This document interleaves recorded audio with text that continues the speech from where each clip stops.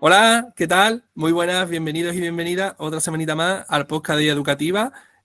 Hoy soy Javier Prada, tengo la enorme suerte de estar acompañado de Darío Ledesma. Muy buenas, Darío.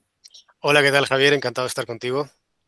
Nada, el placer es todo nuestro siempre. O sea, comentarle, Darío, que aparte de ser una persona súper entusiasta de lo nuestro, él se va a presentar ahora mejor y va a hablar un poquito más, pero fuera de cámara nos hemos pegado como 20 minutos hablando. O sea, venimos con un montón de ganas y con un montón de ideas frescas y creo que vamos a pasar un buen rato, ¿no, Darío? Hombre, por supuesto, esa es la idea. Ole, ole. Pues nada, cuéntanos un poquito a los que yo llevo tiempo siguiéndote y demás en redes y llevo tiempo iterando contigo, pero a los que no te conozcan de nada, dime un poquito cuál ha sido tu formación, tu experiencia, cosas así chulas sobre tu evolución. Bueno, pues yo, aunque esté metido en temas de tecnología educativa, pedagogía, e-learning, etcétera, mi formación base es como economista. Soy economista, pero realmente nunca he llegado a funcionar como economista porque se me pegó este bichito de la educación muy pronto. De hecho, yo salí de la carrera y uno de mis primeros trabajos fue en una empresa de formación bonificada, cuando la educación a distancia era enviar libros por correo postal. Entonces, bueno, pues ahí fui poquito a poco conociendo todos estos resortes del mundo educativo a distancia, que me empezaron a gustar. La verdad es que yo siempre he sido una persona muy creativa, siempre me ha gustado hacer cosas pues, diferentes o poder dar mi propia visión de determinados procesos, y la verdad es que como economista tuve algunas experiencias así en banco y tal que veía el futuro muy gris, ¿no? Y la educación fue lo que me abrió este paraguas, ¿no? Y empecé a ver la vida, por decir un símil, en colores. Entonces, bueno, pues empecé de esa forma y en algún momento de estos años pegué el salto a Latinoamérica, crucé el charco, estuve Wow, siete años en Chile trabajando en el sistema educativo, tanto qué chulo. a nivel de formación profesional, que allí se llama formación técnico-profesional, como a nivel universitario. Conocí prácticamente todos los niveles educativos internamente, ¿no? A través de vicerrectorías académicas, trabajando mucho toda la parte online, toda la parte de analítica, de aprendizaje.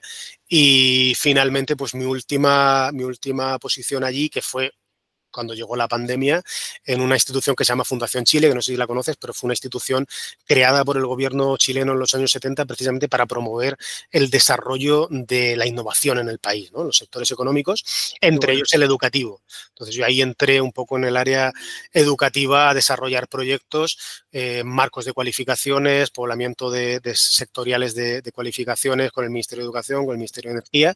Y el último proyecto, que fue para mí muy importante, fue precisamente en pandemia, era ayudar a los profesores de educación, de formación profesional a nivel país, a nivel nacional, a sobrellevar la pandemia. Es decir, cómo pasamos de una Wow. educación 100% presencial, muy práctica, en el que los alumnos tenían que utilizar laboratorios, herramientas físicas, a una pandemia en el que no puedes llevar a los alumnos al aula presencial y tienes que hacerlo todo a través de una pantalla. Claro, imagínate, profesores que nunca se habían metido en educación a distancia y además de formación profesional, que tú dices, pero ¿cómo les explico cómo es utilizar esta herramienta a través de una pantalla, ¿no? Bueno, eso es otro tema, ¿no? No tan relacionado con inteligencia artificial, pero ahí ya Fue pasamos un a reto, ver, fue un reto, claro, fue un reto. fue un reto, pero empezamos a ver realidad virtual, realidad aumentada, metodologías activas, todo este tipo de cosas que además los docentes, bueno, algunos eran más tecnológicos, otros menos, pero bueno, intentábamos ayudarles a todos. Y bueno, pues después de toda esa experiencia de además especializarme con un máster en educación y tecnología, ahora mismo estoy haciendo el doctorado precisamente en tecnología educativa en la Universidad de Murcia, Qué volví bueno. en el 2021 a España, ya tenía ganas de comer tortilla y jamón.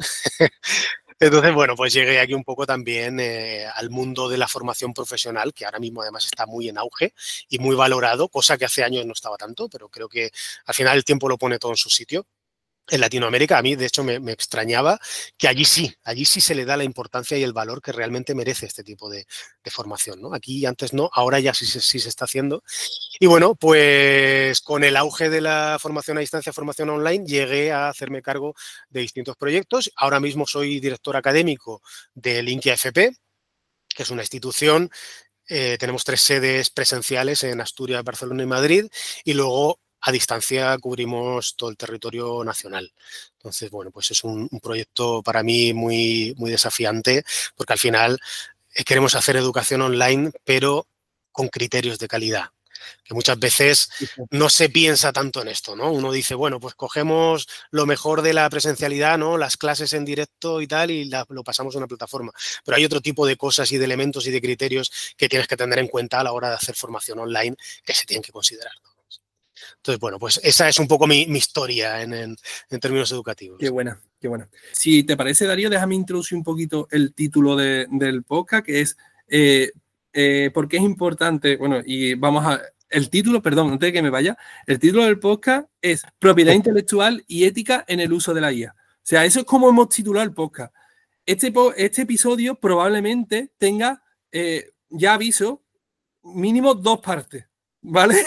O sea, yo creo que porque hay una parte, creo que es súper importante y súper necesaria ahora para todos los profes, incluso para todo el alumnado, y yo creo que para todos los que estamos escuchando esto, que es el tema de la propiedad intelectual. Ahí vamos a pararnos fuerte, si te parece, Darío. Claro. Y si al final da tiempo de tocar un poquito de ética, le damos. Y si no, no pasa nada. Como esto es el inicio de un camino, más adelante probablemente tengamos oportunidad de avanzar en el aspecto ético. ¿Te parece bien el esquema? Perfecto, por mi parte, perfecto. Ole. Pues, dado la situación en la que estamos, en diciembre de 2024, después de, como bien has comentado, el tema de la pandemia, ese uso masivo de la tecnología que hicimos, después esa vuelta a la normalidad, a la presencialidad, y ahora de buenas a primeras irrumpe la IA, es un poco el contexto en el que estamos. En el 2022 entra la IA fuerte, todo el mundo hablando de la IA, estamos a diciembre de 2024, seguimos hablando de la IA, o sea que aquí parece que tenemos ola para rato. Y la pregunta que estamos en este momento, que ya ha pasado 1 año, 2 años casi que desde su eclosión, es ¿por qué es importante hablar de la propiedad intelectual y ahora? O sea, creo que eso es un punto clave. Bueno, yo creo que es importante porque ahora mismo estamos en un punto histórico decisivo a nivel tecnológico. O sea, esto ha sido un punto de inflexión total. El primer punto de inflexión yo creo que lo vivimos en los años 90 con la irrupción de Internet, que lo dijimos en su momento, ¿no? Esto va a cambiar todas las normas del juego para siempre, y lo hizo. O sea, ahora, ¿quién no vive, quién vive sin Internet? Lo tenemos todos en nuestro teléfono, vivimos con él. O sea, es que de hecho estamos localizables las 24 horas del día gracias a Internet, ¿no? Entonces, esa primera llegada de Internet lo movilizó todo, pero ahora estamos en otro punto decisivo. ¿Por qué? Porque, claro, para llegar a este momento en el que tenemos una herramienta, en el que con un clic nos creamos cualquier tipo de contenido, ya sea por texto, imagen, música, etcétera, con decir un par de palabras, para llegar a ese momento era necesario haber tenido esa erupción de Internet. ¿Por qué? Porque había que alimentar esta herramienta. ¿Y cómo se alimenta? Con datos. ¿Y cómo se han generado los datos? Con Internet. Entonces, hasta que no han pasado todos estos años que han pasado, esos casi 30 años, ¿no?, desde la erupción masiva de Internet, no había llegado ese momento tecnológico en el que podíamos acceder a este tipo de herramientas, pues no se podían entrenar, no existía esa cantidad de datos realmente, ¿no? Entonces, estamos en ese momento, pero claro, también hay que empezar a pensar en cómo se han alimentado esas IAs, cómo se han entrenado. Y por otro lado, las respuestas que nos dan estas IAs, al haber sido alimentado con textos que han hecho una gran variedad de personas, muchas de ellas con textos, o sea, con sesgos, y muchas de ellas con ciertos prejuicios, y la verdad es que la alimentación de estas IAs muchas veces pues no, ni siquiera ha tenido límites, ¿no? Le han metido ahí de todo.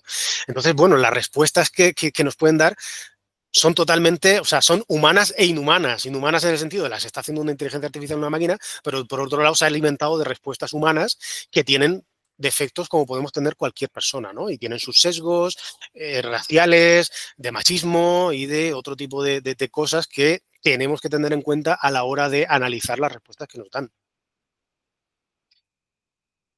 Claro. De ahí, por eso hemos titulado Propiedad intelectual y ética. O sea, por eso son las dos partes de este episodio, y creo que ya te digo que tenemos muchos melones que abrir. Vamos a empezar por el principio, vamos a empezar por la creación, o por el planteamiento quizá, pero vamos a definir ese concepto de obra digital. O sea, Claro. no sé al respecto, ¿Tú qué opinas? O sea, ¿qué para ti una obra digital? ¿Qué influye? ¿Cómo afecta? Todo tuyo. A ver, yo creo que ahí hay que partir diciendo, o sea, partiendo por la definición de la ley, ¿no? ¿Qué nos dice la ley? ¿Qué supone ser el autor de una obra, ¿no? Pues la ley lo que nos dice es que solo puede ser autor aquel que realiza una obra, primero, original y segundo, realizada por una persona natural, es decir, por un ser humano. Y aquí hay un caso muy específico, no sé si conoces este caso se llama Naruto versus Slater. Slater era un fotógrafo que se fue a Indonesia y en un momento dado, bueno, pues no sé si se le cayó la cámara dentro de la selva y le agarró un mono y se hizo un selfie. No sé si conoces, si has visto esta no, lo desconocía. Bueno, si quieres la buscas, es el caso Naruto versus Slater. Naruto es un mono, es el orangután este que... Entonces, cogió la cámara y sin darse cuenta, pues hizo una fotografía. Entonces, ¿a quién pertenecen los derechos de autor de esa fotografía? Qué bueno. ¿Al dueño de la cámara? ¿Al mono? Bueno, realmente al mono no, porque la ley lo que te dice, y además esto luego salió en sentencia, la ley lo que te dice es que solamente un ser humano puede ser sujeto a derechos de autor. Entonces el mono no era. Wow.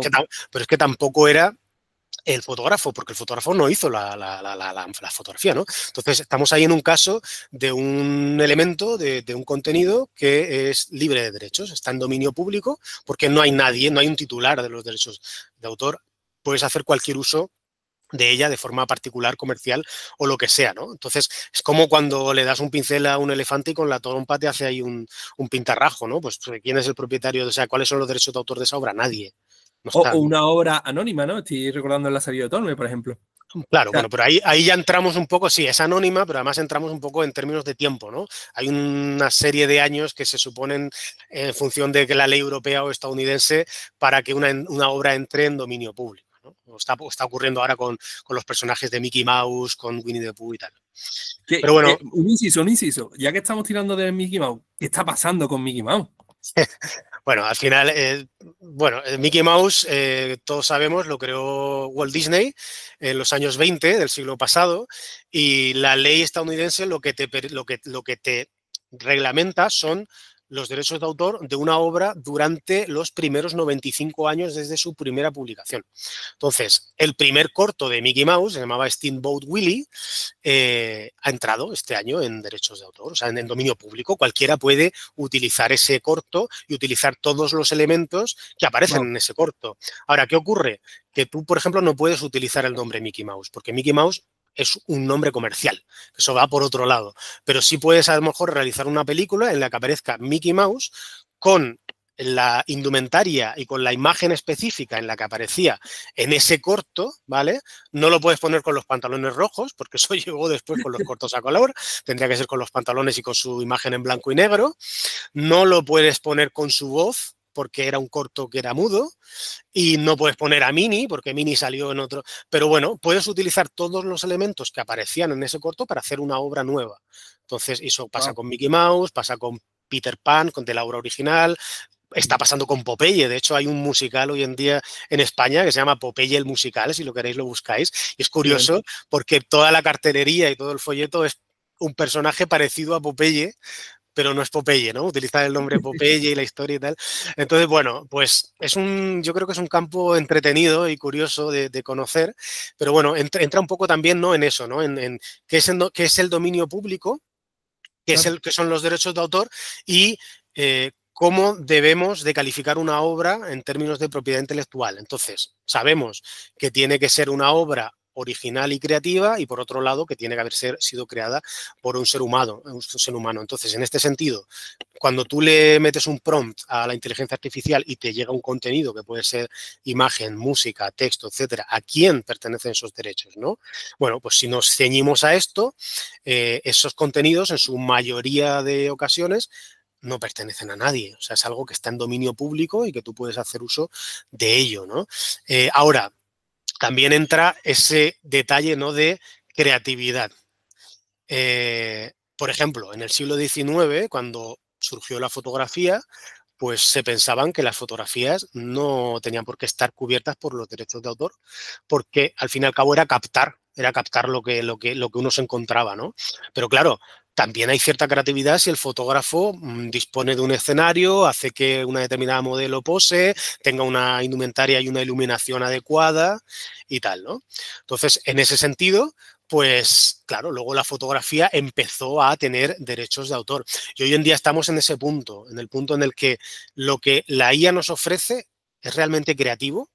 Bueno, ahí va a depender de varias cosas. Va a depender primero del prompt que tú hagas, ¿no? Porque si tú le dices, diséñame una imagen de un perro en la playa, pues la IA va a tirar de todo lo que tiene dentro de su modelo y te va a ofrecer una imagen en la que tú realmente prácticamente ni has participado en el proceso, ¿no?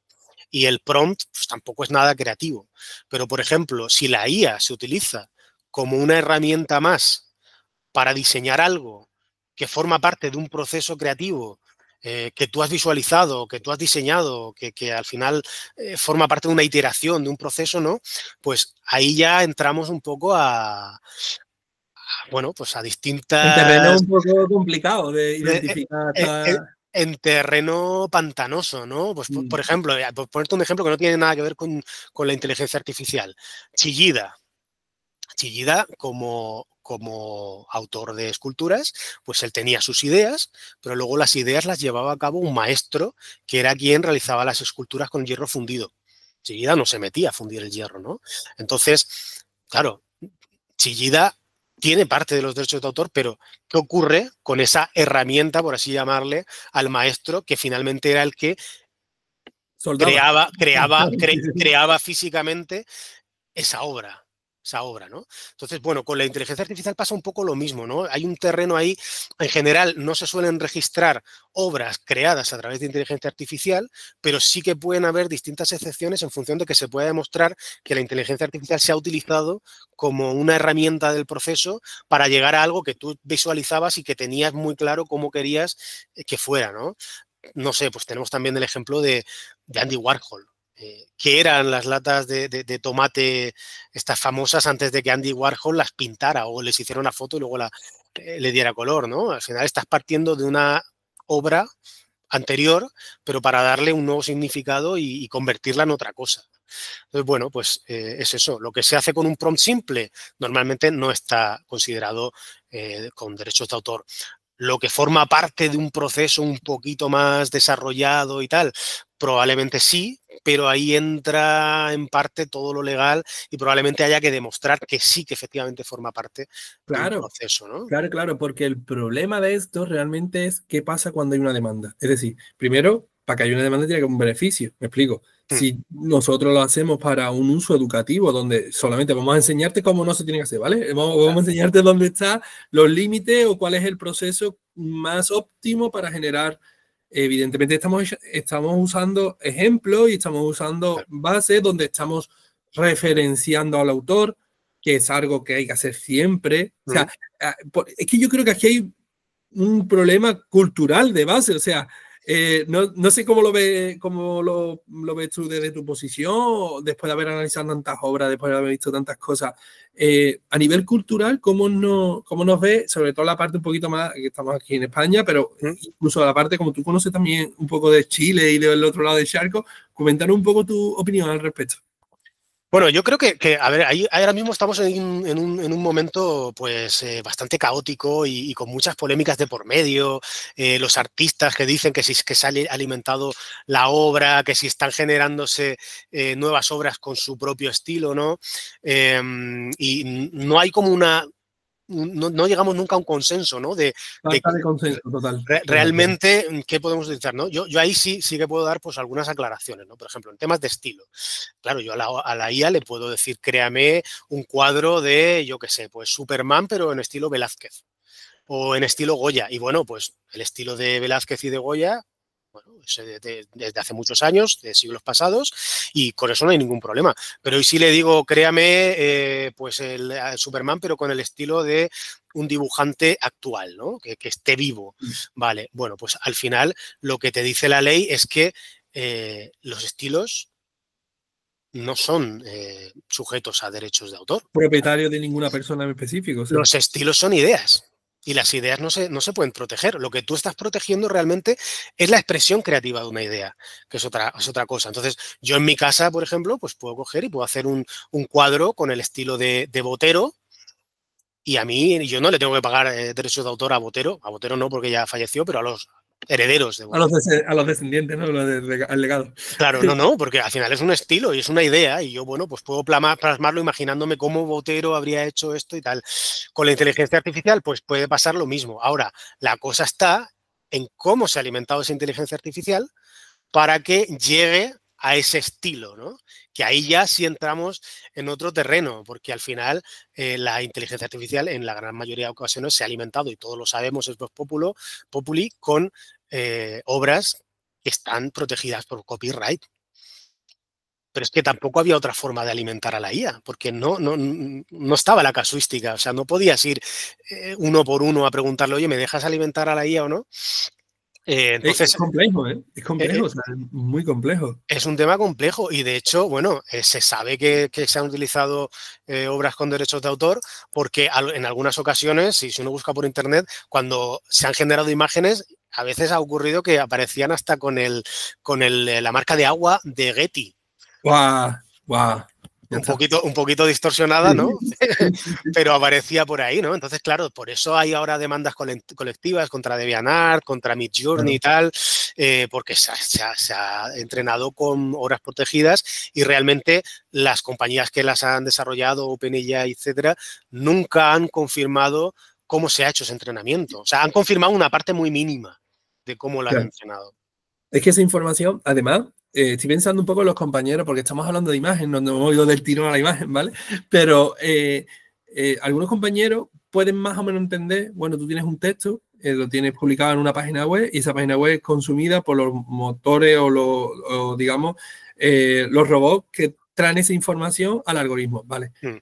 Pero esa información se aglutina y con temas de probabilidades, pues te voy sacando las palabras y así funciona ChatGPT. Vale. Exacto.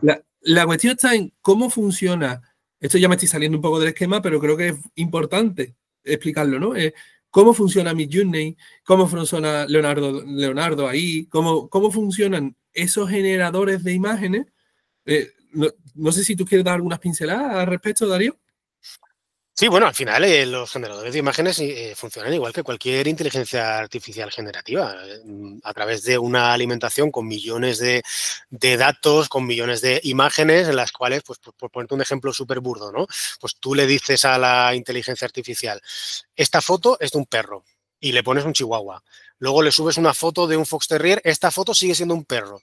Esta foto de un dálmata es un perro también, ¿no? Y de vez en cuando le cuelas alguna para que vea y te diga ella, ¿esto es un perro o no es un perro? En vez de un gato, vale. Puede tener cosas parecidas, pero no es exactamente igual. Entonces, así van aprendiendo. Y llega un momento en el que ya tienen tantas fotografías de perros que tú le dices, hazme un perro. Y te saca un perro totalmente original, mezclando combinaciones de elementos que ella identifica como las características propias de un perro. Esa es la clave, mezclando. Al final lo que hacen es, o incluso tomando una original y alterándola de cierta medida o de cierta forma. Entonces, por eso es esta discusión, porque realmente tú no tienes la foto del perro con la que se ha entrenado, no. Esa forma parte del background que tiene ese algoritmo, de la parte de atrás que tiene ese algoritmo, que al final da o sea, de ese input que al final tiene un output. Y ese resultado de esa salida, y ahí es donde tenemos la discusión justo claro, ahora. Y es complejo porque además las empresas desarrolladoras lo que te dicen es, yo no estoy distribuyendo tu obra, yo no estoy utilizando tu obra en mi producto, o sea, no es un producto que yo esté revendiendo ni distribuyendo. No la está comercializando directamente, no la estoy comercializando, entonces no tengo por qué. Pero claro, hay detalles también, por ejemplo, la ley lo que te dice es que al final la reproducción también tiene que pagarse, ¿no? Y la reproducción, claro, tú no reproduces la obra, pero sí que la estás fijando en un sistema. Al final, para alimentar a estas inteligencias artificiales, en algún momento esa obra tú la has tenido que guardar y la has tenido que posicionar dentro de un sistema en el que se ha almacenado, aunque sea de forma temporal. A lo mejor el modelo como tal, esa obra ya no la tiene, pero la tuvo en algún momento para ser alimentado, ¿no?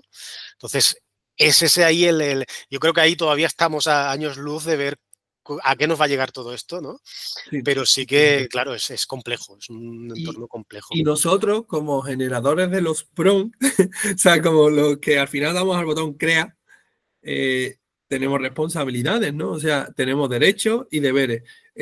No sé, esto no estaba en el guión, ¿vale? Esto no lo estamos, o sea, nos hemos desviado un poco porque creo que es importante que nuestros compañeros y nuestras compañeras sepan y entiendan lo que pasa y bueno, por lo menos que tengan esos recursos, ¿no? Entonces, a nivel docente, ¿vale? Vamos a centrarnos en un ámbito educativo, porque esto no lo podríamos llevar a un ámbito empresarial o lo que sea, o incluso organismo público, pero vamos a centrarnos en el ámbito educativo. ¿Qué ves tú que tenemos nosotros como responsabilidad y como deberes ante una obra que hemos generado con IA? O sea, ¿qué detectas tú como más importante que deberíamos de conocer o saber al respecto? Bueno, al final yo aquí te hablaría también un poco lo que te decía, ¿no? Son obras que se generan, que supuestamente son inéditas, es decir, no son obras realmente que tengan derechos de autor según la ley lo entiende ahora mismo, pero por otra parte, en algunos casos también las herramientas de inteligencia artificial, OpenAI, etcétera, ponen sus propios términos y condiciones del servicio. Entonces, en esos términos y condiciones del servicio, cuando tú los aceptas a la hora de crearte tu cuenta, vale, ellos te dicen, la ley me dice que esto es dominio público, pero yo te digo que para utilizar mi herramienta, todo lo que tú generes como usuario, vas a tener que cumplir unos estándares y no vas a poder ni comercializarlo, ni distribuirlo, ni utilizarlo de tal forma, ¿no? Claro, pero ahí esa es la ley, esa es la trampa, porque al final el que está firmando esos términos y condiciones es el usuario que ha generado la obra. Pero cualquier otro usuario que se encuentre con esa obra y que no haya firmado esos términos y condiciones, para cualquier otro usuario esa obra es de dominio público, porque no ha firmado nada y está generado por una Wow, inteligencia artificial, ¿no? wow, wow, Entonces, wow. claro, sí, esa es la cosa, ¿no? Es un tema ahí bueno, que está ahora mismo en un terreno que la ley te dice una cosa, que luego hay unos términos y condiciones que te dice la herramienta otra, pero solamente para el usuario que la genera, y cualquier otro usuario la puede utilizar porque realmente, legalmente, está en dominio público. Entonces, eso es importante tenerlo en cuenta. Y luego también, pues, el sentido común, ¿no? Hay cosas que, yo qué sé, que el propio sentido común te dice, uy, esto yo no lo haría. Por ponerte un ejemplo, el tema de la clonación de voces. ¿Vale? Hay un caso muy específico que es el de OpenAI. Bueno, todos conocemos la película, no sé si la conoces, pero supongo que sí, la película Her, de Scarlett Johansson, en el que Joaquin Phoenix se enamora de una inteligencia artificial con la voz de Scarlett Johansson y tal. Una película, para aquel que no la haya visto, muy, muy, muy interesante y que plantea muchos dilemas éticos. Y en Ojito a la reflexión del final, ¿eh? Ojito a la reflexión del final, que esa película tiene tela ya. Totalmente. Bueno, pues en este caso, claro, los creadores de OpenAI, cuando iban a empezar a funcionar con audio, lo que hicieron fue coger la voz de Scarlett Johansson, inspirándose en esta película, clonarla y lanzar su propia IA con la voz de Scarlett Johansson. Por ahí Wow. les llegó la demandísima, ¿no? Claro. No podía ser de otra forma. Pero hoy en día no hace falta irse muy lejos, puedes entrar a YouTube y pones, pues no sé, Elvis Presley Hallelujah, que no es una canción que él nunca interpretó, y vas a encontrar pues, muchísimas versiones de Elvis Presley de canciones actuales porque han clonado su voz y lo han puesto a interpretar cosas así súper raras como Living la vida loca bueno, De entonces, Ricky Martin, ¿no? de Ricky Martin, me salía Chayanne, fíjate. Y entonces, bueno, ¿qué te dice a ti el sentido común de eso? Pues que eso no debe hacerse, ¿no? Porque al final... Claro. Pero por Pues, respeto, sobre todo, al autor o a la autora. Es decir, el respeto a la persona que se ha pegado toda una vida cantando y que además, que sí, que tiene su parte graciosa, te puede caer una demanda. Así de claro, o sea, claro. te puede caer una demanda. Así que, Exactamente. Por ejemplo, bueno, tenemos el caso, no sé si te gusta el cine, pero últimamente hemos tenido varios casos de deepfake en el cine, en el que gracias a la inteligencia artificial se ha resucitado a actores fallecidos. O sí, sea, sí. tenemos, por ejemplo, pues en el caso de Star Wars, esta película que Patricia salió Ryan, sobre la Estrella de la Muerte, creo que se llamaba, hoy, ¿cómo se llamaba? No me sale ahora mismo el nombre. de Bueno, no, Mandalorian. sacaron un spin-off, que era una película, estaba ambientada creo que era entre el episodio 3 y el episodio 4. Entonces, ¿qué ocurre? Que uno de los mandamases del imperio, que es el actor Peter Cushing, murió creo que en los años 80 o en los años 90 y querían utilizarlo en la película. Entonces, clonaron su su cara. A la princesa Leia, a Carrie Fisher también, cuando falleció en las últimas películas, pues querían utilizarla en el episodio 9, en el homenaje, y también, pero claro, todo esto va, lógicamente, con contratos de por medio, con los herederos. En The Flash, por ejemplo, el año pasado tuvimos a Christopher Reeve como Superman, que desde mi punto de vista no estuvo muy bien hecho, pero bueno, entonces al final son tecnologías que se pueden utilizar para el bien y se pueden utilizar también para el mal. Para fake news, para poner, yo qué sé, pues a Obama diciendo barbaridades, ¿no? O mira, un detalle muy sencillo, dándole un beso en la boca a Trump.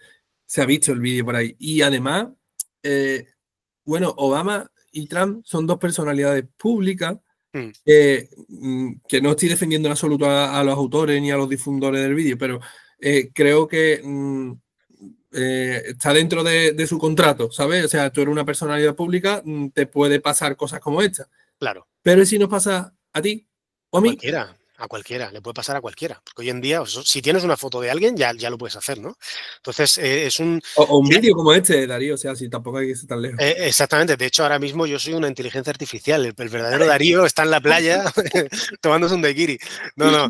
Pero bueno, y aquí entramos también un poco en la responsabilidad de los docentes para que los estudiantes conozcan este tipo de prácticas y desarrollen la capacidad reflexiva y crítica para poder discernir qué es lo que puede ser real y qué es lo que no.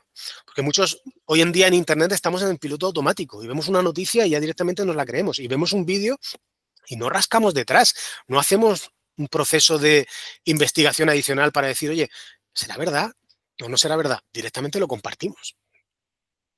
Pues yo creo que ahí es donde entra un poco también el tema ético, de que los docentes puedan desarrollar este tipo de capacidades en los estudiantes. Yo alguna vez lo he dicho, a ver, al final la inteligencia artificial, yo, si fuera estudiante, nunca la utilizaría para sustituirme. Es decir, si me tengo que hacer un trabajo, no le voy a decir... Es muy torpe eso. No le voy a decir a la inteligencia artificial, oye, házmelo, ¿no? Y lo entrego. Sobre todo porque al final, a ver, es muy complicado hoy en día ver si algo está hecho con inteligencia artificial o no.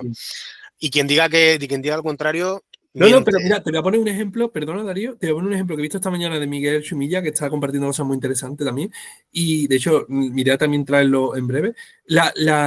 En una universidad, en el preuniversitario, en el Massachusetts, en el MIT, sabéis cómo es allí para entrar, súper complicado, pues a uno de los chavales, a dos chavales que hicieron un trabajo, lo hicieron con una herramienta de ella, copiaron, pegaron tal cual, evidentemente, ni comprobaron ni nada, y lo detectaron los profesores, se habló en claustro, los dos suspensos. Eso le afectó en el programa de mejora, por lo tanto no va a poder entrar el chaval en la universidad. Eso automáticamente es denuncia de los padres al distrito no sé cuánto, y en el juicio ha salido ganando el distrito, o sea, los docentes, porque había claras evidencias de que el texto estaba mal redactado, estaba con incongruencia, estaban con falta de base, entonces estaba claramente hecho por una IA. Sí. Y ellos ni... O sea, claro, pero ya tienes que ponerte a comprobarlo y a dar evidencias de por qué eso está hecho con una IA, cuando en realidad, en la mayoría de las ocasiones, hoy en día, la IA, es que al final la IA está hecha para escribir como una persona. Hay ciertas estructuras que todos conocemos, ¿no? El en resumen y todo este tipo de cosas que te inducen a pensar que eso ha sido hecho con IA. Pero ya es tema del docente de pararte y decir, oye, ¿está realmente? ¿Cómo lo compruebo? O sea, es mi palabra contra la del alumno, que yo no he estado detrás de él haciendo el prompt. Claro. O sea, sí. Entonces, bueno, ahí entra un poco ese componente ético de que los alumnos sean capaces de desarrollar esta capacidad crítica de decir, oye, mira, la IA para mí va a ser una herramienta, y también del docente de crear actividades que sean difícilmente realizables o al menos, digamos, en una primera instancia, que les cueste un poquito más, o incluso además pedir una evidencia adicional que sea que el propio alumno pues pueda dar una explicación si estamos en una presencialidad pues en clase y si estamos en online pues a través de algún tipo de videollamada, ¿no? Pero bueno, al final es eso, es utilizarla como una herramienta y como algo que nos ayuda, pero que no sustituye al trabajo 100% del estudiante. Es más, lo debe de potenciar y ahí es donde tenemos que hacer nosotros hincapié como docentes en que...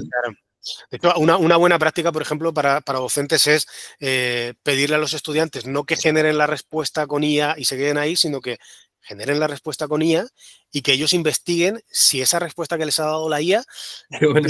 tiene incongruencias. ¿Y qué incongruencias tiene, ¿no? Para también saber un poco, por ejemplo, yo qué sé, un súper ejemplo burdo. Si tú ahora mismo vas a la inteligencia artificial, a ChatGPT, y le preguntas quién es el autor de la biografía autorizada de Chiquito de la Calzada, probablemente te dé un nombre. Te dirá, oye, pues será, yo qué sé, David Marín. Pero eso lo hace porque prueba, ¿no? Porque tiene que darte una respuesta y la respuesta la induce dentro de todo lo que tiene en su base de datos. Pero, por ejemplo, yo no desconozco, pero yo diría que Chiquito de la Calzada no tiene biografía autorizada. Entonces, ese tipo de cosas tenemos que tenerlas en cuenta porque la IA también alucina a veces. Sí, sí, sí. Y además, estoy pensando, o sea, hilándolo un poco con lo que hablamos de las propiedades de autor y demás, y ya hemos entrado en materia docente, ¿vale? Incluso decirle, genérame una obra basada en el estilo de Van Gogh, no sé qué, no sé cuánto, e encontrar las diferencias. O sea, esos ejercicios que Exacto. llevamos haciéndolo desde chiquitito, se lo podemos Claro. hacer, solo que ahora tenemos la oportunidad de que cada uno se genere una obra diferente. Total. ¿Cuáles son las características del estilo de Van Gogh que la inteligencia artificial ha definido dentro de esta nueva obra que le hemos hecho crear? ¿No? Y entonces, bueno, pues ahí Esa reflexión más profunda, ¿no? ese análisis, ¿no? por parte del estudiante, de decir, mira, esto que he obtenido con la IA, voy a analizarlo y voy a ver cómo ha trabajado la IA esto y también, pues eso, tener una respuesta un poco más trabajada por parte del estudiante, ¿no? Totalmente. Nos queda tocar la parte ética. Hemos dado algunas pinceladas. También me gustaría, Darío, lo dejo ahí para si lo podemos hablar en mente, un poco en la responsabilidad de las familias. O sea, y sobre todo en diferentes niveles. Quizás nosotros estamos más acostumbrados a niveles más superiores, donde, oye, que las familias siguen estando ahí, ¿sabes? O sea, que siguen formando parte del desarrollo de la persona. Claro. Y la implicación de la familia en esos aspectos éticos.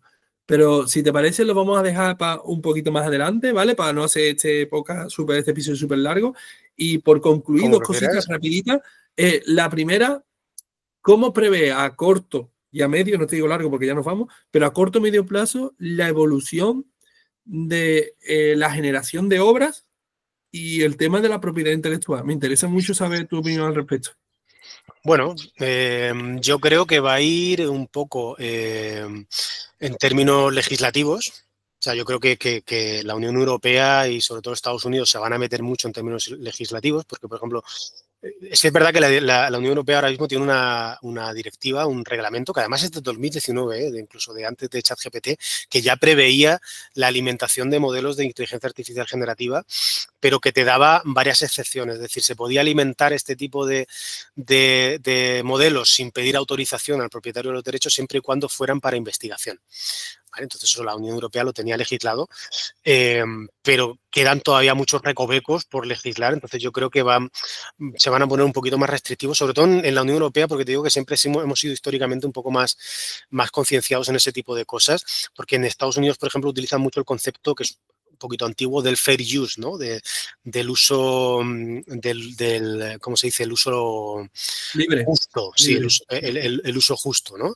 Entonces, en ese sentido, claro, puedes utilizar en Estados Unidos otras obras para crear nuevas obras, siempre y cuando cumplas con determinados requisitos, ¿no? Que esas obras, por ejemplo, pues no tengan una consecuencia directa en el mercado de la obra original. Bueno, es bastante ambiguo y está muy, muy cogido a veces por los pelos. Yo creo que se van a poner muy exigentes con el tema de derechos de la propiedad, porque ya lo estamos viendo, ¿no? Y al final se está sustituyendo a los artistas. Yo que vivo en Madrid, pues a veces me divierto, ¿no? Con los carteles de las obras de teatro y del circo y de tal, en descubrir cuáles están generados por inteligencia artificial y cuáles no. Y la verdad es que yo creo que muchos están hoy en día, porque además la inteligencia artificial, sobre todo en términos de imágenes, tiene un algo, ¿no? Tiene como un halo ahí que mezcla distintos estilos que uno como que lo ha aprendido ya a diferenciarlo, ¿no? Entonces, creo que se van a meter mucho por ahí. No sé en qué va a evolucionar, pero sí que va a ser un poquito más restrictivo. Y luego también, en términos educativos, yo creo que vamos a empezar a perderle el miedo a la inteligencia artificial y lo vamos a empezar a aplicar de forma más potente, a lo mejor en términos de personalización del aprendizaje, ¿no? El poder obtener, sobre todo en educación online, ¿no? Que es la que te da y te alimenta de todo lo que el estudiante hace en la plataforma y lo tiene mapeado. Te va a poder personalizar el aprendizaje y te va a decir, mira, este alumno necesita reforzar este elemento, esta parte, este contenido. A los alumnos no les están gustando mucho los vídeos de este tema. Vamos a potenciar más los vídeos de este otro tema, ¿no? Bueno. Entonces, yo creo que en ese sentido nos va a ayudar mucho a mejorar experiencias de aprendizaje, pero hay que perderle el miedo. Y al final, eso es histórico, ¿no? Yo lo viví con la llegada de la educación online. Normalmente, siempre que hay una disrupción tecnológica en el mundo educativo, la primera respuesta, sobre todo del equipo docente, es temor. Recelo, ¿no? ¿Qué va a pasar ¿Otra vez aquí? me lo va a cambiar? ¿Otra vez me lo va a cambiar? Otra vez me lo va a cambiar o incluso otra vez nos van a sustituir a los docentes, ¿no?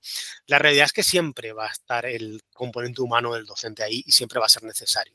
Lo importante es que todas las disrupciones y todas las tecnologías que surjan se utilicen para complementar o incluso para ayudar al profesor. Yo creo que la IA nos va a ayudar a eliminar muchas tareas administrativas repetitivas y a centrarnos en lo verdaderamente importante, que es la orientación del alumno, la facilitación del aprendizaje, la guía, la orientación. Entonces, yo creo que educativamente vamos a ir hacia allá, pero sí es verdad que nos va a costar un poquito. Totalmente. De hecho, en uno de los podcasts, de los episodios que grabamos con María Emilia Sánchez Vera, ella hizo un hincapié en un detalle, dice, la IA individualiza y los profes personalizan. Es decir, al final la IA te da lo que tú necesitas en base a tus necesidades, pero siempre está el factor humano que va más allá. O sea, yo creo que al final esa es nuestra acción. Como docente, yo creo que esa es un poco la clave de yo veo tu potencial. La IA ve lo que tienes ahora y cómo mejorarlo. Pero yo hasta dónde te puedo llevar, lo veo yo que te conozco, que son de estas, pero si estoy atribuido, o sea, hasta arriba de burocracia, de sesiones de evaluación, de reuniones interminables, al final no me centro en lo que realmente nos tenemos que centrar, ¿no? Entonces, y luego además que la IA nunca tendrá emociones, o sea, ese componente emocional que también provee el docente nunca lo va a poder sustituir hasta que llegue Skynet, pero hasta que llegue ese momento los docentes van a ser necesarios. Qué buena, qué buena. No, de luego, como estoy totalmente de acuerdo, estamos viendo un momento convulso, un momento en el que ha entrado un nuevo player en juego y a ver cómo acaba el partido, que seguro que al final con la colaboración y con ratitos como estos aprendemos, compartimos, crecemos y ya te digo, se me antoja una segunda parte más adelante, Darío, si te parece bien. Y hablamos un poco de los sesgos, eso que hemos hablado, del uso ético, de los deepfakes. O sea, ahí tenemos hay tema para rato en ese sentido. hay tema. Y bueno, antes de cerrar, la pregunta trampa. ¿A quién invitamos al podcast? ¿A quién te gustaría que entrevistásemos o quién crees tú que podría aportar bastante? Pues mira, hay un investigador chileno que de hecho conocí yo en Chile, pero ha venido varias veces a España a dar charlas, que es Cristóbal Cobo.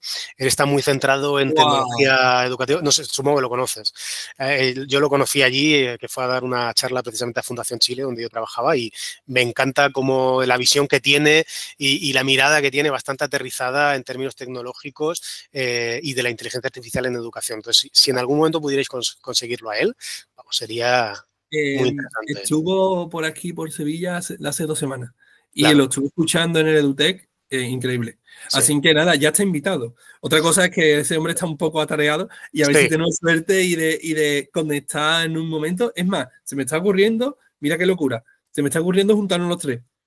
Pues mira, si pudiera ocurrir eso sería por mi parte estupendo. Un sueño cumplido. Y tocamos la parte ética. Sí, porque además él tiene un libro que está en descarga a través de internet que se llama Acepto las condiciones, usos y abusos de las tecnologías digitales, que tiene mucho que ver con todo esto que estábamos hablando. ¡Guau! Pues ya está. Pues ahí tenemos otro episodio. ¿Te parece?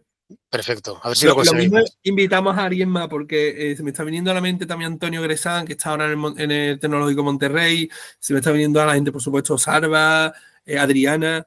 Lo mismo la liamos un día. Hacemos una mesa redonda y cerramos internet, ¿no? Después de esto ya... Lo próximo es apagar y se acabó. Hemos pasado internet. Nos hemos pasado el juego entero. Nada, pues genial. ¿Y tienes por ahí alguien más apuntado o a priori, Cristóbal? Pues mira, en términos de propiedad intelectual, hay una persona que además conocí el año pasado en unas jornadas de e-learning que se llama Arturo Mora. de Samui Learning. Además, él tiene una visión bastante interesante de todo esto, porque claro, me acuerdo que él decía, nosotros, o sea, los modelos de inteligencia artificial se han alimentado con obras de otros autores, pero es que, ¿qué autor parte de cero? O sea, al final, todo autor es producto de sus influencias anteriores. O sea, ¿cómo llegamos de las pinturas rupestres a que Leonardo da Vinci pintara la Mona Lisa? Bueno, pues hubo una evolución y Leonardo bebió de muchas influencias de artistas anteriores para que él pudiera pintarla, ¿no? Entonces, bueno, tiene una mirada que yo creo que también podría ser interesante en ese sentido. Perdón, nada, que ya está fichado en LinkedIn. O sea, nada, Darío, de verdad, darte las gracias. Yo espero que hayas pasado buen ratillo. Yo me lo he pasado genial. Se nos quedan muchísimas cosas pendientes. Lo hablamos un poquito más adelante. De verdad, muchísimas gracias por la participación en el podcast, por el apoyo al proyecto y ojalá sigamos viéndote escribir tantas cosas lindas como escribir en LinkedIn y compartiendo cositas chulas, que al final es lo que nos gusta y lo que nos motiva. Pues muchísimas gracias cuando queráis, porque la verdad es que me lo he pasado pipa en el podcast. Vale. Pues nada, pues nos vemos y nos escuchamos en otro episodio. Gracias, Darío. Perfecto, gracias. Hasta luego.